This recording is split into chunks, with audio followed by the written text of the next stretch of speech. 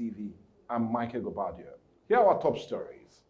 Federal government begins National Health Insurance Scheme deductions from workers' salaries. Senators clash over INEC Warri delineation. Senate orders probe amid tension. And Nigeria reaffirms commitment to regional blue economy fisheries cooperation. And on the foreign scene, 18 injured as people carrier crashes into terminal at Washington Dulles Airport.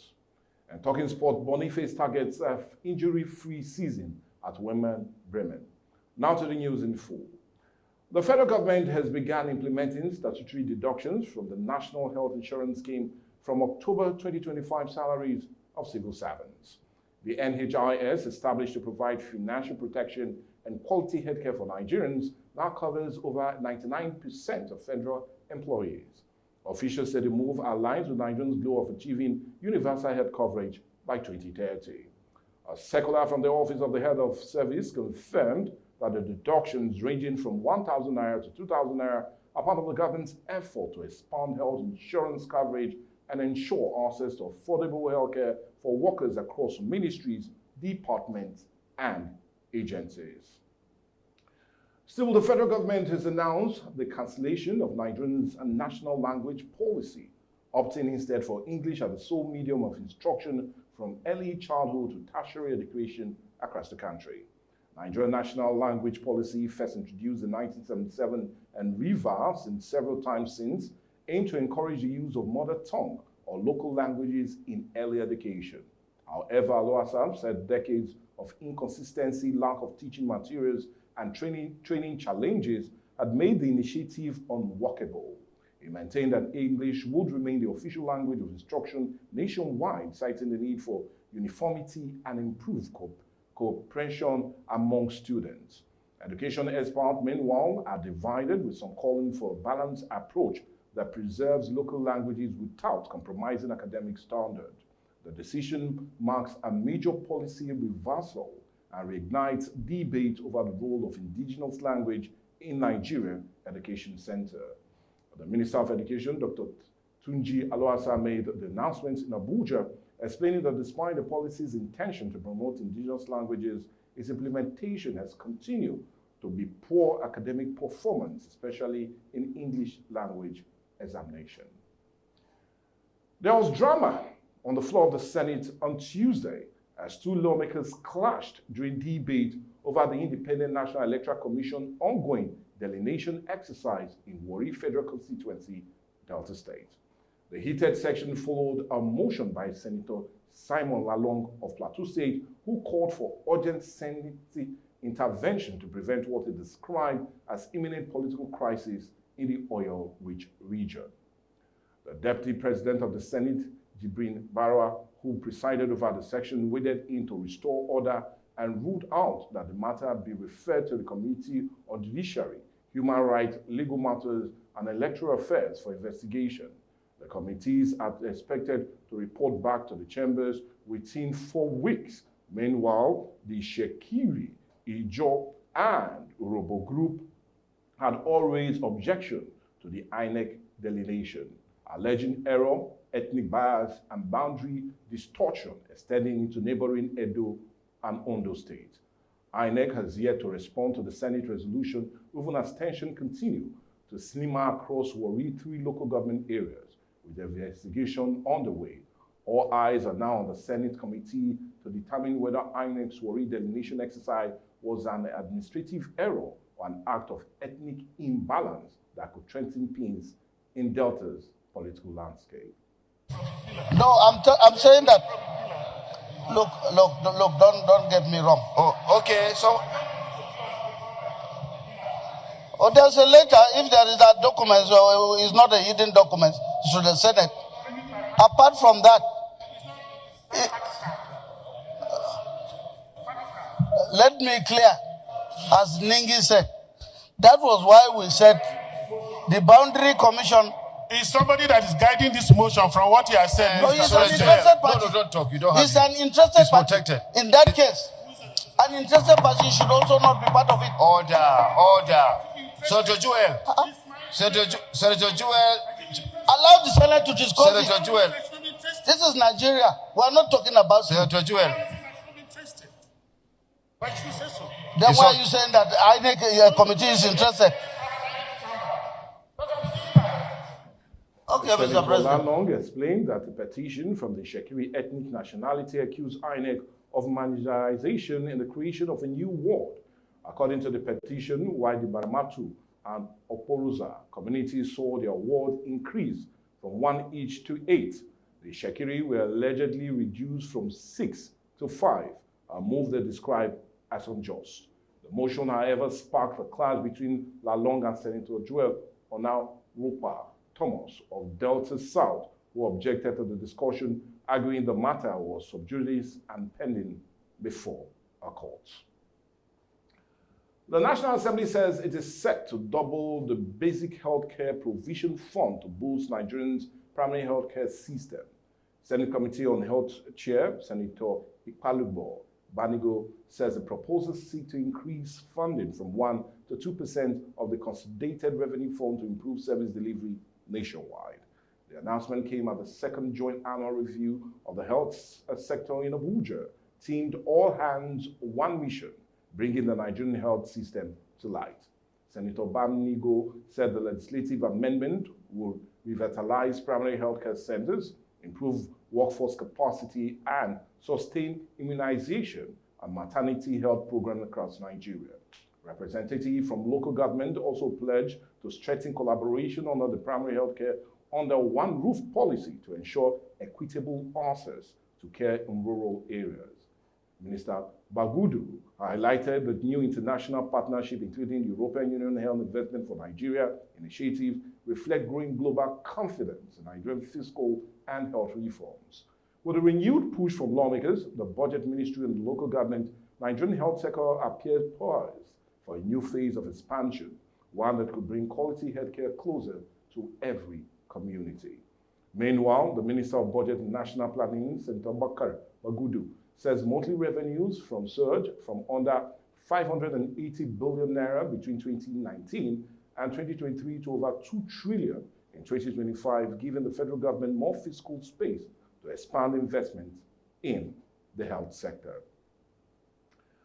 The federal government has reaffirmed its commitment to regional collaboration and sustainable fisheries management as part of its effort to drive the blue economic growth and diversify the nation's economy.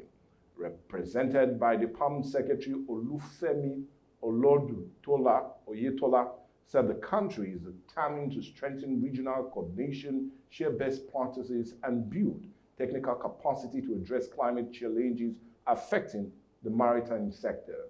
He highlighted that the national policy on marine and blue economy is a key step towards enhancing fisheries and aquaculture for economic diversification.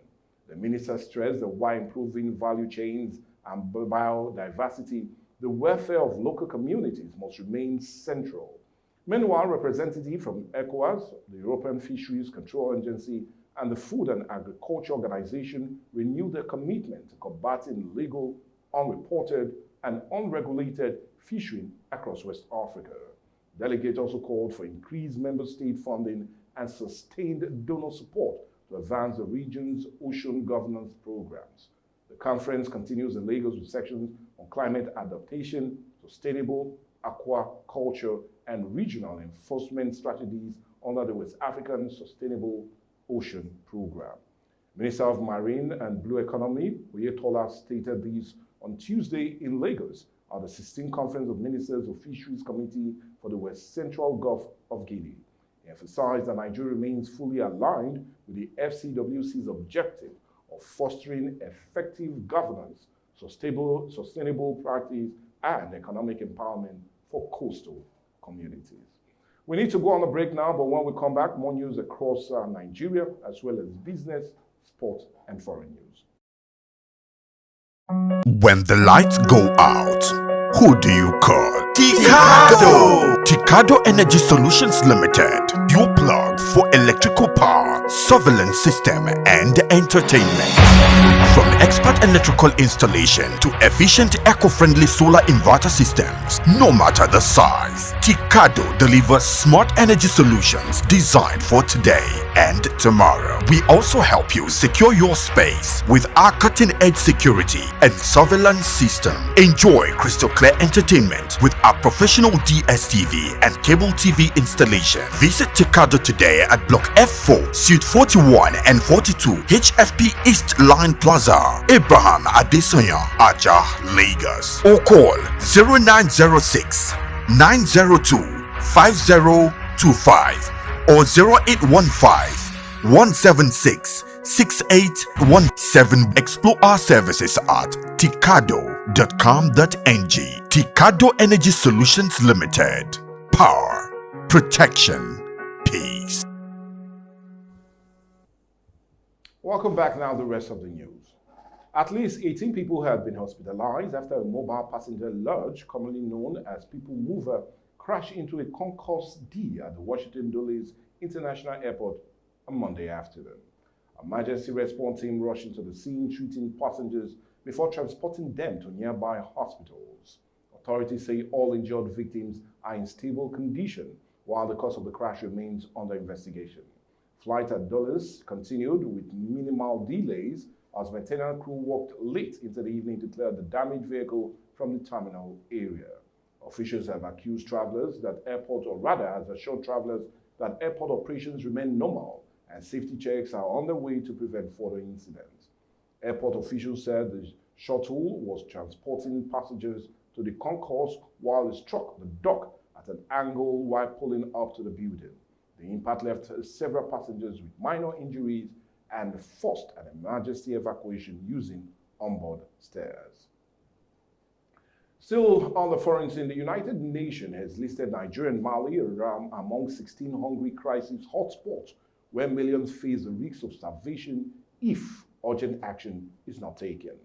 According to the report, Haiti, Mali, Palestine, South Sudan, and Yemen top the list of countries at the imminent risk of catastrophe, hunger, while Afghanistan, the Democratic Republic of Congo, Nigeria, Somalia, and Syria fall under the very high concern category. Executive Director Cindy McCain said the world is in brink of complete preventable hunger catastrophe, stressing that failure to act now will fuel more unsustainable instability and displacement. The agency say humanitarian aid is critically underfunded, with just over $10 billion received out of the $29 billion needed to respond to global hunger emergencies. As a result, food assistance from refugees and school feeding program has already been caught in several countries. The UN is using swift international intervention to avert famine and restore food access for millions trapped in conflict and poverty zones across Africa, the Middle East, and Asia. In a joint report released Wednesday, the United Nations Food and Agriculture Organization and the World Food Programme warned that conflict, violence, and funding shortages are driving food insecurity to alarming levels worldwide. Now to the sporting scene. Victor Boniface, Bayern Leverkusen forward on loan at Werder Bremen, says his main priority for the 2025-2026 campaign is staying fit. Now, the 24-year-old wants to rediscover his form after struggling with injuries since moving to Weser Stadium on transfer deadline day. Now, in 8 games this season, Boniface has registered only 2 assists, but he insists his focus is on the same sources. Sometimes you have good moments, sometimes bad. The most important thing is to find the right way. It's not just about me scoring, it's about winning games, he added. Boniface's debut season for Leverkusen in 2023-24 was a standout with 14 goals and 8 assists in 24 Bundesliga matches, helping his team to an unbeaten title run, but injuries has hampered his subsequent season. Still on the sporting scene, former Manchester United defender Alex, now with Berlin, has launched a $1 million lawsuit against the Red Devils, alleging clinical negligence during his time at Old Trafford. The 25-year-old, an academy graduate who spent 17 years at Manchester United before leaving in 2023, argued that alleged negligence has affected his career and earnings despite continuing to play at an elite level with Barnsley. Manchester United has declined to comment, or rather Manchester United has declined to comment on the claim. The case is expected to move through the courts in the coming months, with the player seeking damages in excess of £1 million. Court documents revealed that he claims injuries sustained at United, most notable a left side pars fracture in 2020 and a right side fracture in 2022, have left him unable to play without restriction or impediments. His legal team says the club failed to provide proper rest or refer him to a specialist spinal surgeon, resulting in chronic condition that could have been prevented. Now, with that sad news, so we'll come to the end of the news right here on Atlantic TV. We'll always tell you if you have any newsworthy reports, do well to send it to our different social media platforms. I'll be more than happy to have them. I still remain Michael Gobadia. Bye for now.